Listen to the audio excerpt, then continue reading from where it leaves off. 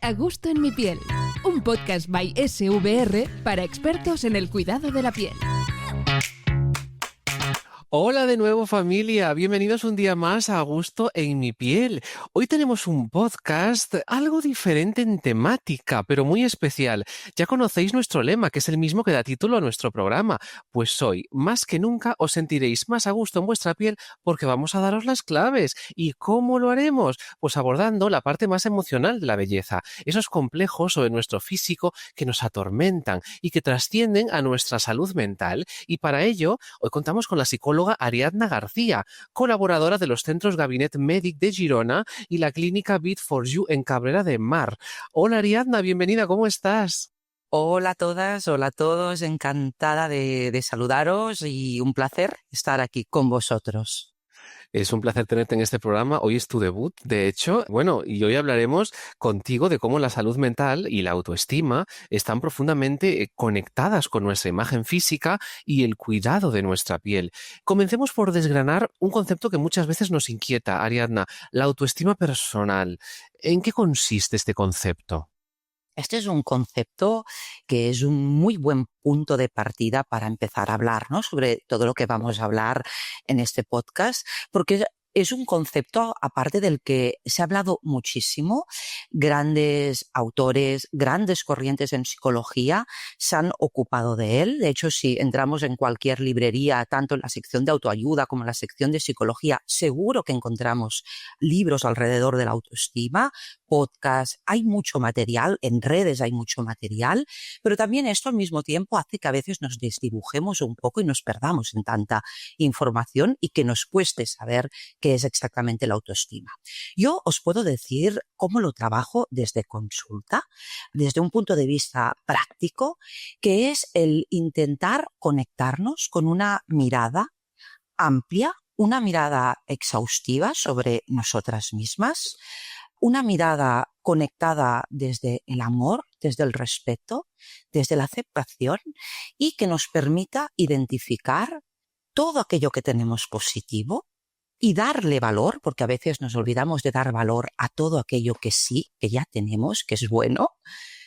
Y evidentemente también una mirada que nos ayude a identificar, a encontrarnos con aquello que no nos gusta tanto, con nuestras sombras y que nos disponga, pues, ¿por qué no?, a trabajar aquello que queramos trabajar o que nos predisponga a aceptar quizá aquello que tenemos que aceptar porque no podemos cambiar. La autoestima, una autoestima saludable, tendría que ver con esta mirada. Muy bien. Una mirada introspectiva, ¿no?, a nosotros mismos, saber quiénes somos, hacia dónde vamos, cómo nos proyectamos. Bueno, es un análisis muy exhaustivo, muy interesante. ¿Y qué impacto tiene la imagen física en nuestra autoestima? La mayoría de profesionales que trabajamos con estos temas estamos bastante de acuerdo que hay un impacto evidente, ¿no? La imagen física impacta en nuestra autoestima. Llegados a este punto, de todas formas, me gusta hablar de que también esta afirmación tendría muchos matices, ¿no? Porque a veces nos pensamos que la manera o nuestros contextos son los únicos que existen y hay muchas maneras de estar en esta vida, hay muchas maneras de entender el mundo, hay muchas minorías y esto también nos puede hacer llegar que habrá gente para la que será más importante todo este tema y habrá gente que le dará un peso más relativo o incluso que estarán mucho más en lo intelectual y no tanto en el cuerpo. Y esto también es interesante porque nos puede ayudar precisamente a trabajar nuestra autoestima y abrir nuestro marco conceptual, nuestra manera de estar en la vida y ver que hay muchas posibilidades de estar en esta vida. Muy bien, claro, es que depende también de las prioridades que cada uno establezca en su vida, ¿no? Pues eso, la imagen personal, el autocuidado, el descubrimiento intelectual. Claro, claro. Durante las consultas dermocosméticas, muchas personas nos dicen que no saben en qué estado se encuentran, que no pueden identificar siquiera su tipología de piel debido al estrés que sufren en su día a día, a nivel personal, a nivel laboral, etcétera, ¿no? ¿Es cierto eso de que el cortisol nos impide vernos tal y como somos? Nos puede bloquear, ¿no? Pregunta que lleva a la reflexión. Claro, el cortisol es la conocida como hormona del estrés, pero es una hormona que está implicada realmente en muchas funciones, ¿no?, de nuestro organismo. Entonces, lo que sí que sabemos es que el estrés, sobre todo el estrés crónico, nos impacta negativamente en nuestro organismo a todos los niveles, a nivel físico y a nivel más emocional. Esto es una evidencia, ¿no?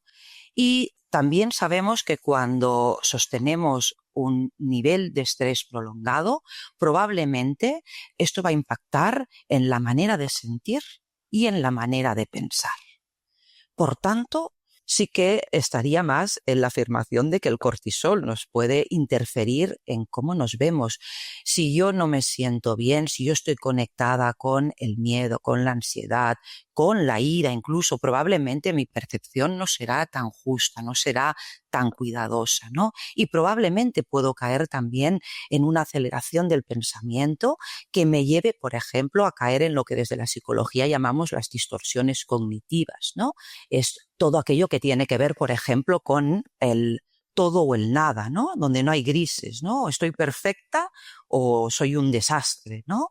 O, por ejemplo, me puede llevar en un momento determinado porque hay algo muy pequeñito que no me gusta, como esto puede teñir negativamente todo aquello que sí que tengo, todo aquello a lo que sí que le puedo dar valor, ¿no? Por tanto, pues podríamos decir que sí, que el cortisol puede interferir.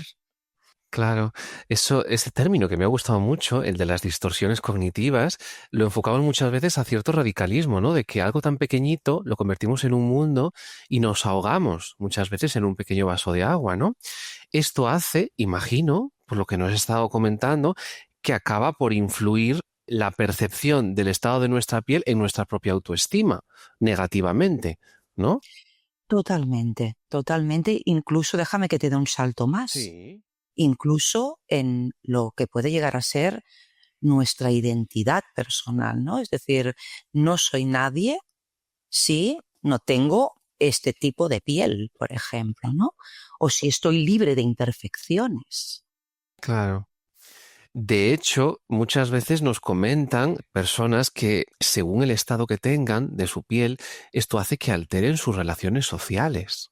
Muchas veces se quedan más anclados en un entorno más reducido, más pequeñito, como puede ser su vivienda, incluso su entorno de trabajo, no socializan con los compañeros por temor a visualizarse con esas imperfecciones, ¿no? Sin ese filtro al que estamos acostumbrados.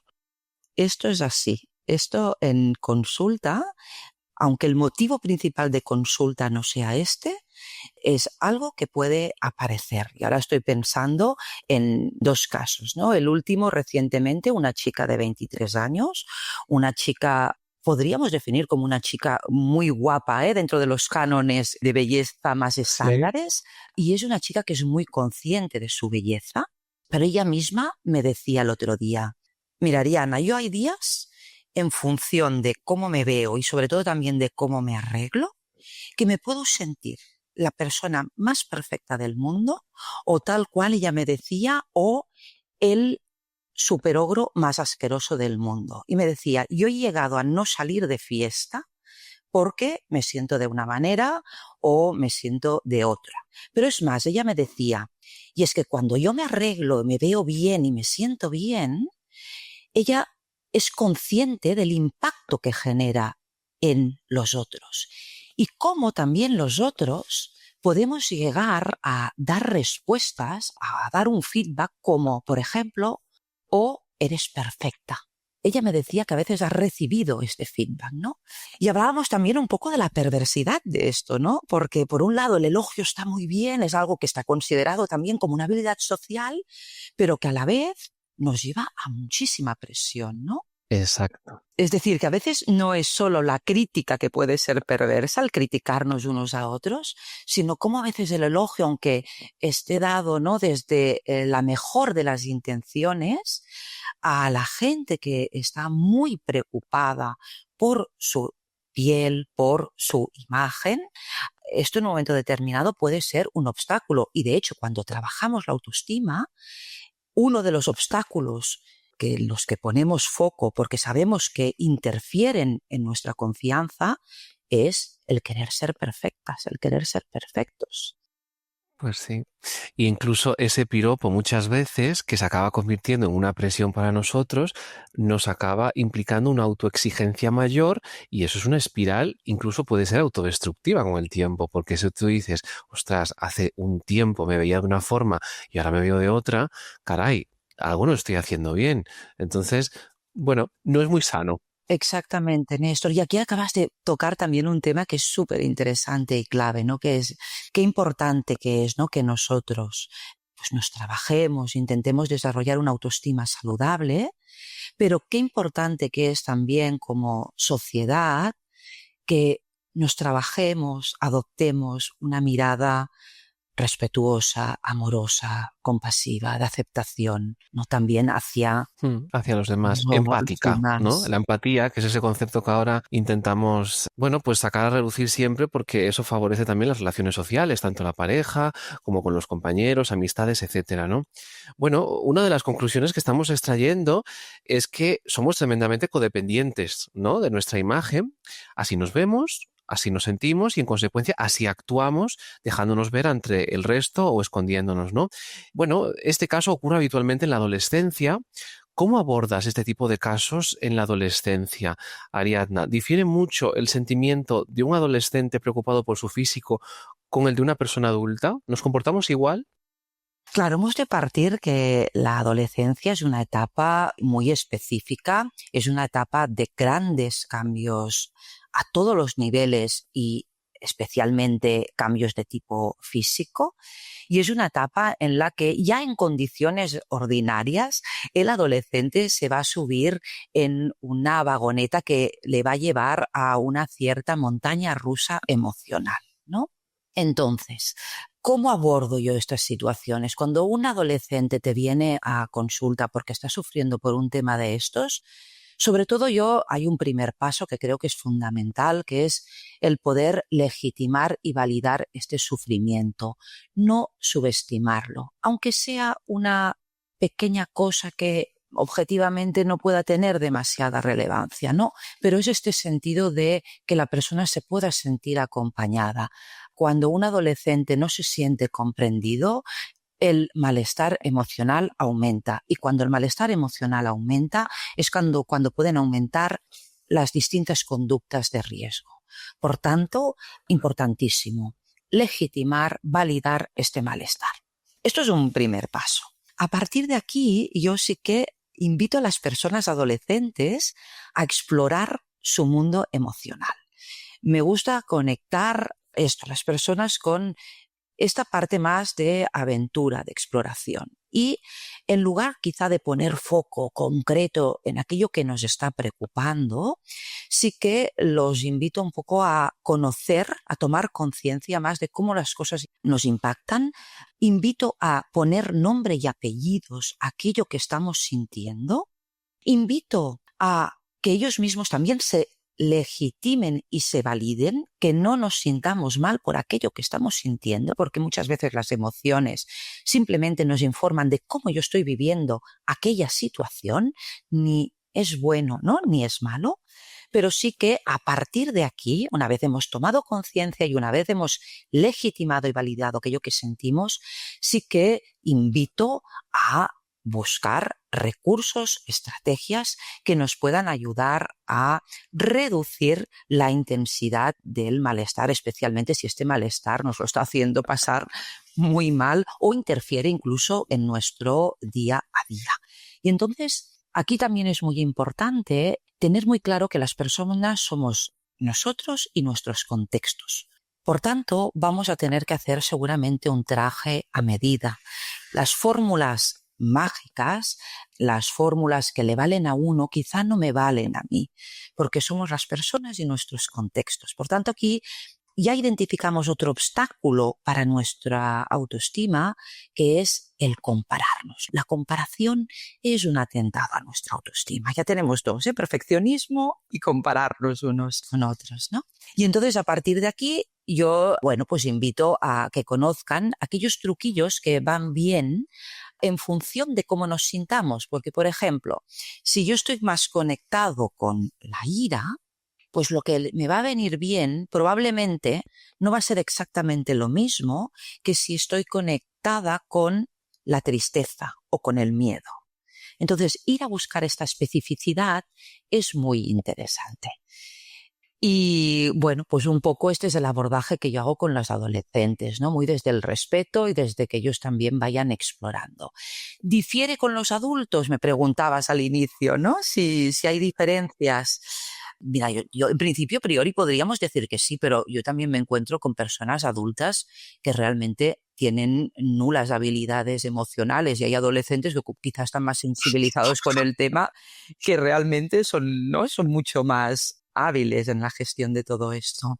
Es que tendemos a pensar que los adolescentes son los más hedonistas y superficiales, pero realmente los adolescentes son personas, es una etapa de nuestra vida, pero dependiendo de cómo transitemos, las emociones van fluctuando y si no hacemos esa autocrítica o, bueno, sí, ese autoanálisis de ¿por qué me pasa esto? ¿Por qué me siento así? Eso lo voy a repetir en un futuro. Tenga 30, 40, 50 años. Entonces, se puede cronificar, ¿no? Totalmente.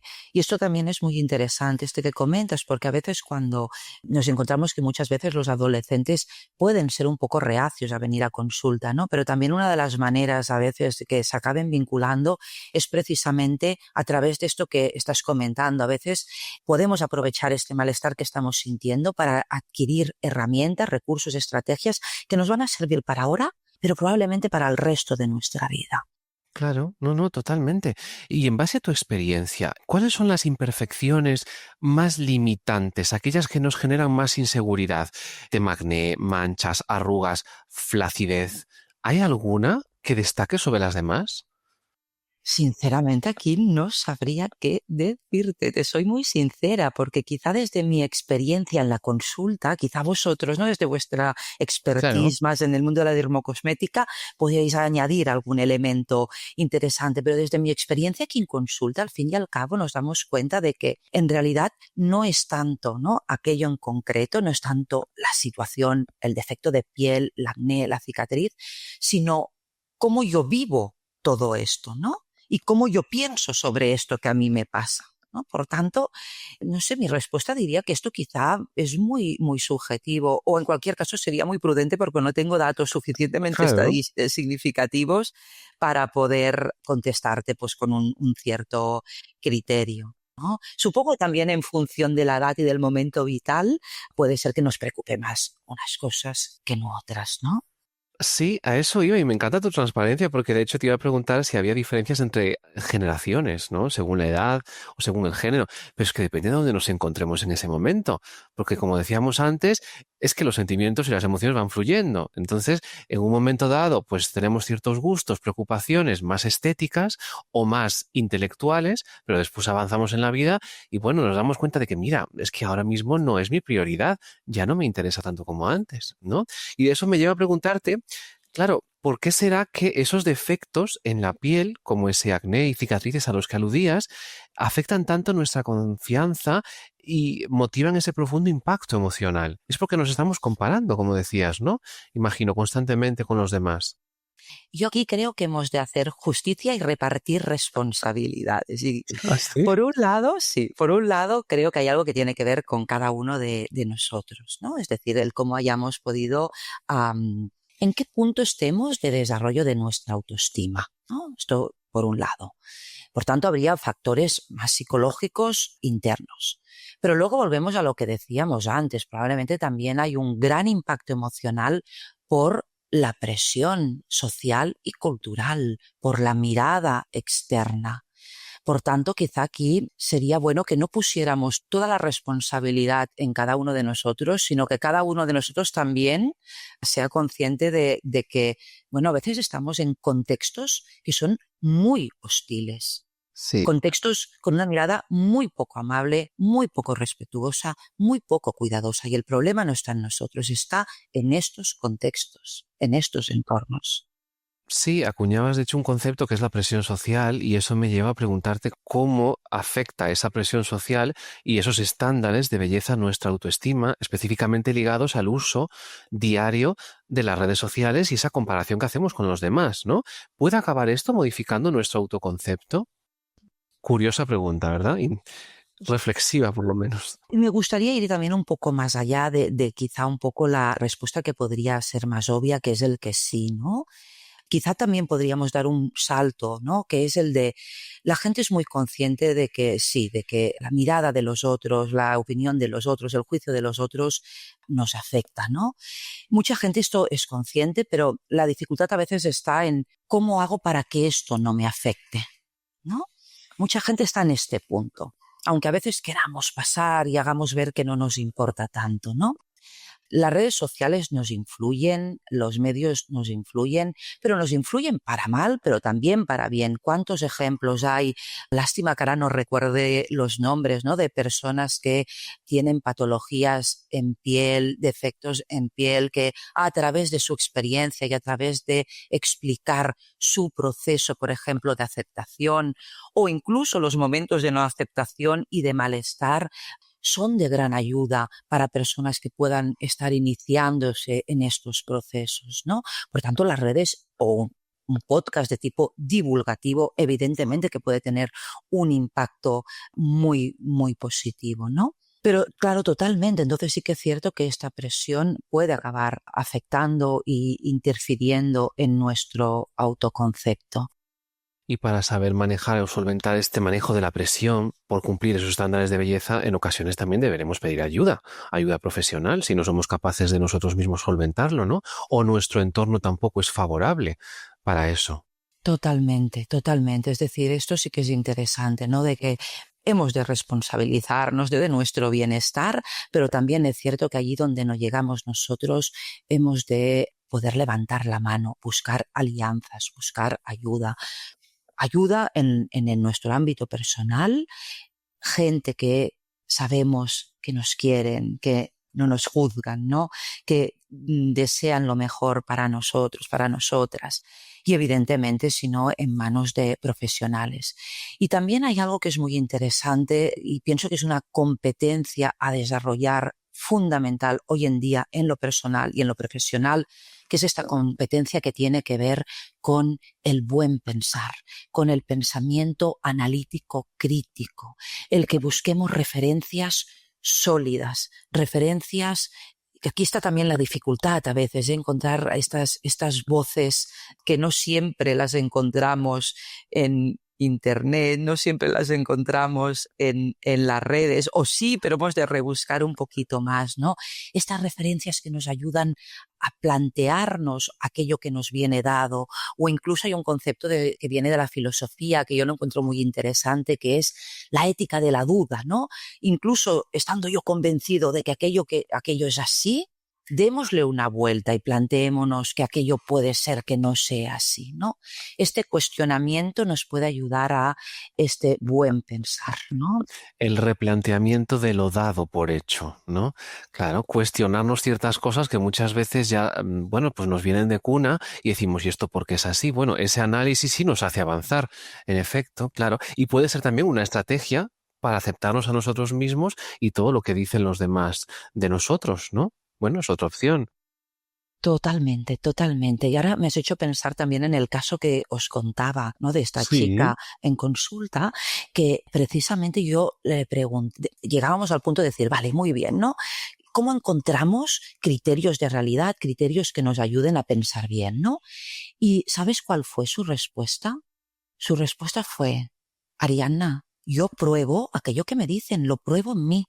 Claro, entonces yo aquí hubo un punto que me quedé, o nos quedamos también, porque ella se dio cuenta, un poco horrorizadas, ¿no? Y vimos también la delgada línea que hay entre conductas saludables y conductas que no son saludables. Sí, conductas más arriesgadas, sí, es verdad, sí. Conductas más arriesgadas, que buscan la inmediatez, que buscan este cambio rápido, ¿no? Que buscan acortar procesos. Sí, eso es cierto. A ver, hay que tener cuidado con eso, claro, porque si no pensamos que nuestro cuerpo es un laboratorio, pero puede llegar a ser finito, ¿no? Y tiene sus limitaciones. ¿Es cierto eso que el autocuidado juega un papel fundamental en nuestra autoestima? El autocuidado es importante, el autoconocimiento y el autocuidado son grandes aliados de nuestra autoestima. Y aquí también sería interesante entrar qué entendemos por autocuidado y probablemente cada uno tiene que construir su propia fórmula, que puede ir desde una rutina dermocosmética, ¿por qué no?, a otras, podríamos decir, acciones pues, que tengan que ver con dejarnos espacios para la reflexión, el deporte, las relaciones de calidad, etcétera, etcétera, ¿no? Pero tan importante es el autocuidado como encontrar el tiempo adecuado para este autocuidado. No siempre vamos a poder cuidarnos como quisiéramos y también está bien.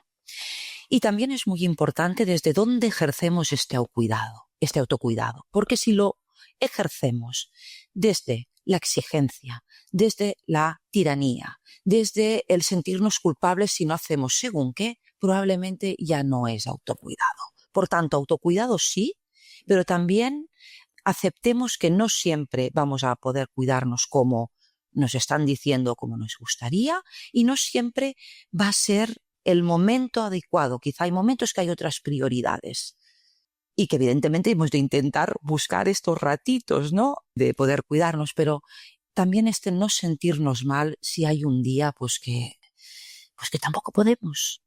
Es que somos humanos, ¿no? Tenemos que aceptar también nuestras limitaciones, claro, y no autoexigirnos demasiado. Bueno, Ariadna, es un placer hablar contigo. Ya para ir acabando, ¿te gustaría compartirnos alguna estrategia personal que realices para sentirte a gusto en tu piel? ¿Qué le recomendarías a nuestra audiencia para que se acepten tal y como son mientras trabajan, pues, tanto su bienestar físico como el emocional? ¿Algún truco especial que tengas? Venga, truquillos.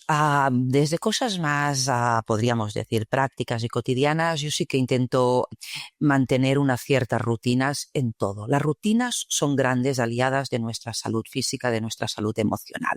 Y las rutinas pueden ser desde pequeñas rutinas hasta grandes rutinas. Porque habrá momentos que no podemos hacer o mantener, mejor dicho, las rutinas propias a veces de la exigencia del día a día, pero incluso estando de baja o incluso estando, imaginémonos, deprimidos, que no podemos salir de casa, también incluso aquí podemos incorporar algunas rutinas que pueden ser grandes aliadas. Segundo, hábitos saludables. Son grandes aliadas también de nuestra salud emocional, los hábitos saludables. Dormir, si podemos, 8 o 9 horas en ciclo regular, nutrirnos bien, actividad física, movernos y hábitos tóxicos lo más lejos posible. A partir de aquí, yo os diría que intento también que el miedo no sea compañero de vida, el conectar con el coraje, el conectar con la curiosidad y también el conectar con la diversión, con el disfrutar, con a veces no tomarnos tan en serio según qué cosas. Y esto incluye también pues, pequeñas imperfecciones y pequeños defectos que podamos tener. Muy bien. Rutinas, fuera miedos, ser curiosos y en definitiva querernos, ¿no? Eso podríamos desglosar que serían los pilares fundamentales para llevar un bienestar físico y emocional a buen puerto. Pues Ariadna, ha sido un placer hablar contigo. Nos ha quedado un podcast profundo, emotivo, muy necesario. Gracias por tu sinceridad y entrega. Ha sido un placer. Un placer también. Muchas gracias por contar conmigo. Verás cómo los consejos que nos diste van a calar hondo. Ya nos lo dirá la audiencia, ¿vale? Cuando te volvamos a ver. Bueno, pues muchísimas gracias a vosotros, audiencia, que estáis ahí. Os emplazamos al siguiente programa. Aprenderemos cosas nuevas, seguro que os sorprendemos. Y entonces, nada, hasta entonces, ya sabéis, cuidaros tanto por dentro como por fuera. Suscríbete a nuestro podcast en iVoox, Spotify, Apple Podcast y YouTube.